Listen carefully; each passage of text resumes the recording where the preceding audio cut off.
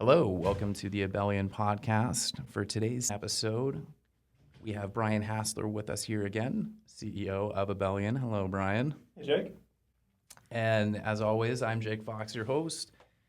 We wanted to talk a little bit about OpenAI's new feature. Some of you guys might have realized, heavy ChatGPT users out there, maybe some of you have even dove in with the deep search already, but we have this new option here on screen. So if you were to log in, and correct me if I'm wrong, Brian, this is it's exclusive to the ChatGPT Plus subscribers. Is exactly. That right? And it used to be for the $200 subscription, but they lowered it down to the $20 a month one. So it's pretty empowering, actually, for a lot of users now. That's quite the jump there, guys, right? You know, I was looking at this a little bit earlier. They released this deep search feature at the very beginning of the month in February. We're going to give it a test drive here in just a moment. And then they decided that instead of it being $200, that they were going to just offer it for $20 for all ChatGPT Plus subscribers. So this was slowly rolled out into a couple different places in the UK, in Europe, and then now it's here in the US with us as of February 28th. We have access to that feature. So let's talk about it. If we were to use that feature today, variety of different applications. We're not going to get to all of them today, but just to kind of give a bit of a test drive here. If we were to type in, let's say we are a smaller business, owner-operated. You know, I'm looking to grow this company, but there's so many different tools out there. You know, when I'm turning to just the world of software, you could make your head spin pretty quickly. So looking at, if I were to attack this in terms of scaling company size, revenue, everything there, how would I do that? We can use that in a deep search today. So what you guys will notice is as I hit this search button here, it's not going to be instantaneous. The difference here. Yeah, it's exactly. So it's basically going to start looking and, why don't we stop it? We got to deep research. So that's one of the things you got to see too as well. We have to hit the deep research right here. I'll just go the other way. So that's easier air there. So guys, if we hit this normal one here, that won't work. That was on purpose, by the way, guys. So you can see that. Just so everyone knows, you have to hit the actual one here. So the deep research, and now that we have that selected, we'll go ahead and hit here. So those are the two new options there. What you guys will notice is it's going to start building out different sources for this article. And as it's doing that in the background here, it might be a little bit distracting as we're chatting. But yeah, exactly. And well, Jake, go ahead and put in the question. So, and I'll talk while you're kind of doing that so I can give you a little time. Okay.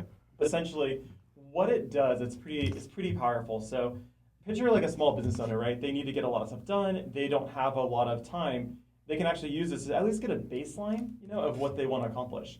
So what it's doing right now is basically it's going through and it's basically going to ask you a few questions like it just did, and then it's going to start its research like you see. So this right here, it'll start actually looking for different sources, different recommendations, how I can do that, and it can actually make that happen. So it's going to probably take maybe 5, 10, maybe even a little bit longer, but it'll actually get pretty powerful on what is needed. Like it'll actually make pretty relevant recommendations. So we'll see that live in just a little bit. Interesting. So it sounds like it's kind of like having your own AI-powered research assistant. I'm able to move on to the next thing, and they're able to do that research, as important as that research would be in a case like this one. They're able to go out there, maybe service clients, deal with different employees while they're researching this in this specific scenario that we've created here. Very cool. Mm-hmm. So where do you see this feature going, Brian? Who's this really right for?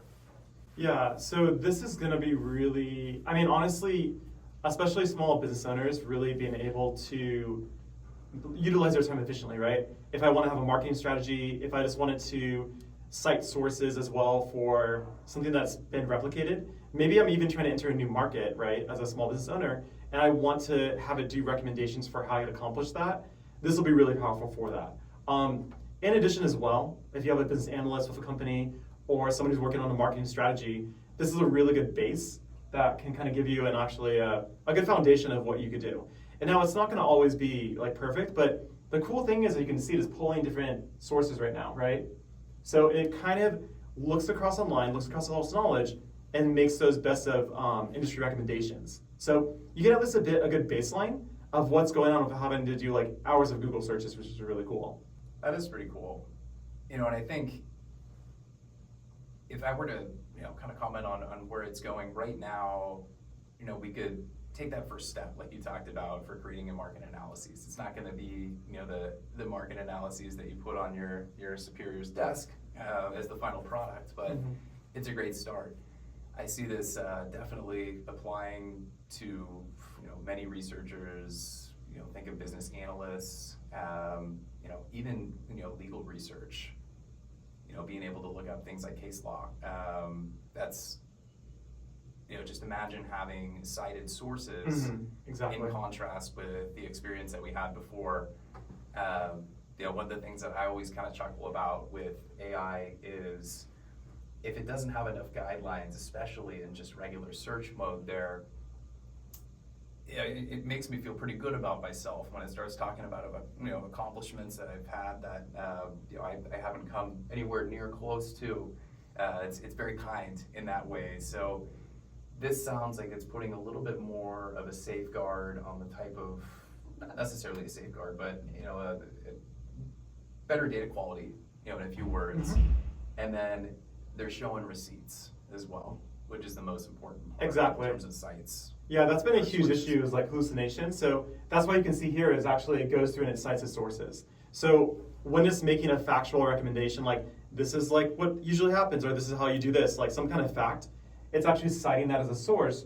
So it's not just you know where it's coming from. It's not just trying to almost like please you as the answer. It's actually real, like, okay, this is actually real data. So it's much more accurate than other models have been so far, because it actually does that check. As you can see right now, 18 sources so far. So pretty relevant. What I'm seeing in the background here that's pretty interesting to me, and for the viewers at home, I don't know if you guys are seeing this as well, but it's pulling a lot of different stock photography and different images, which I think that's kind of interesting. Maybe it's just for the type of search that we've pulled in here. It would be very different, I guess, if we were doing a legal-based search and looking at different things there, different articles. But yeah, I'm seeing a lot of unsplash as I just kind of peek up there for a second, which is interesting. As that's loading up, I saw a pretty funny article today.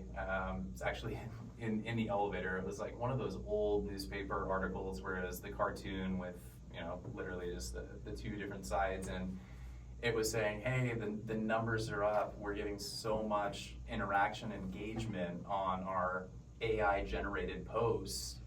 And then the second side of it was, well, come to find out, all that engagement and interaction is coming from AI. So AI is, a fan of their own created content. I thought that was a good laugh there. But yeah, there it is again, unsplash.com. So very interested to see what this yields. Typically, this will take around 15 to 30 minutes for the deep research I saw on average. Does that sound right? It does for the more complex ones. This one, we give it a strong prompt, so we'll see. I'm hoping it maybe about 10 minutes though, but it can take up to 30 minutes, yeah. So we'll see. Got it. So we're talking about autonomous multi-step research here. Also, being able to retrieve and process information from multiple sources at once. Is that something that search didn't have the capability to do? It would search a single source for information, or was it also looking at multiple sources? It was looking at multiple sources, but it might just be like 3 or 4 at the most. And then it might not always cite it, and it wouldn't check itself. So it wasn't quite as concerned about accuracy. So it's kind of the first thing it saw, and then it might pull in a few more if you were lucky, which is still helpful, right? It's better than having to search everything manually, but this is actually doing a much more thorough research. Like this right here is probably something that would take a few hours to actually accomplish manually versus having it all compiled. And then just so you know that it's not just making everything up, it's actually sourced. So you can see right here, it actually just completed. So it can take up 30 minutes for more complicated ones, but this one is a little more straightforward. But 4 minutes, 21 sources, it says right here. And let's kind of go down and see what was generated. So let's see how accurate this is and kind of see if it's helpful as a business owner. And as you can see, obviously this is completely live, so we're going to take a look at it right now. So what are you thinking so far, Jake, as you're kind of looking through this? And I can like kind of start as well, kind of my analysis. Yeah, but I mean, So developing a clear business plan and then going into a solid business plan right after. I'm not exactly, sold or enthusiastic about that. It just but let me see some of the meat down here that it added in. So it looks like it is still structuring things in a very AI-based way. Something that we'll notice is the bolding that's entered into the different things here.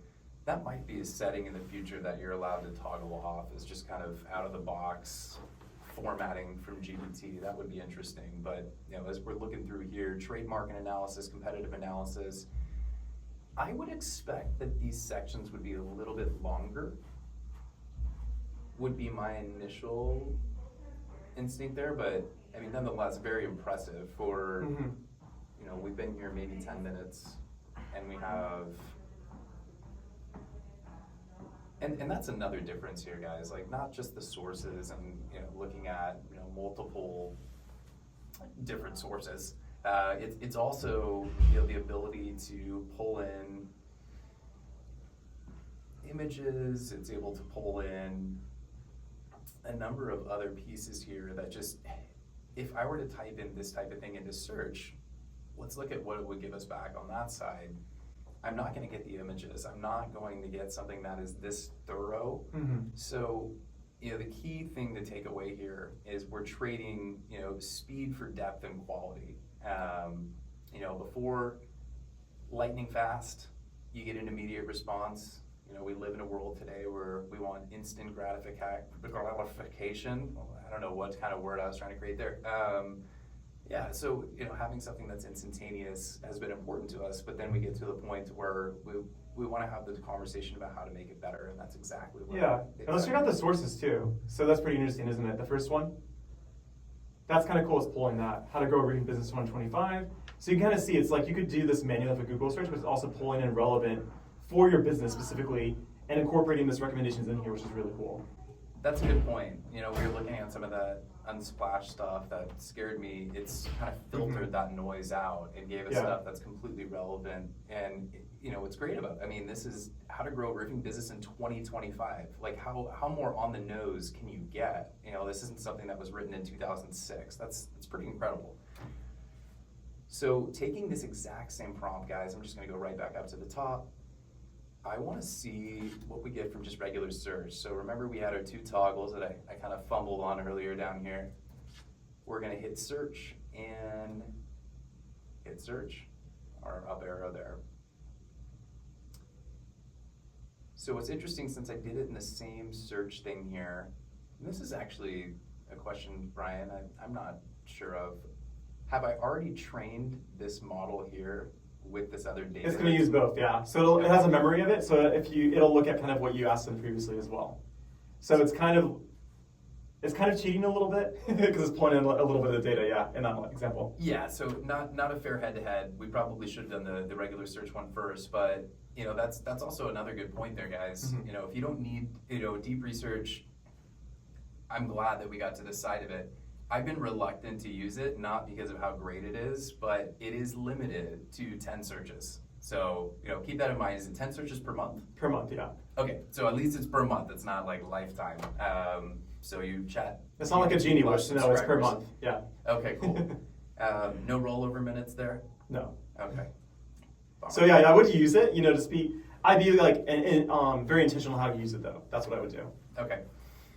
So you heard it from Brian, guys. That's, be very intentional of how you use it. And where I was going there is once you kind of train the model here, as you saw that we just did, we did a deep search first, and then, we did a regular search afterwards. It had memory of that deep search. So if we didn't necessarily want to use our 9 additional credits, let's say we started with 10 there, I can continue to feed it and kind of get that continuous feedback on what I've already trained it on. Exactly. And that's what I'd recommend. Just do it one time for the content research you want to have, and then just use the regular tools to continue to add on to it. That way you're not burning through everything at all at once. Exactly. That's a great point.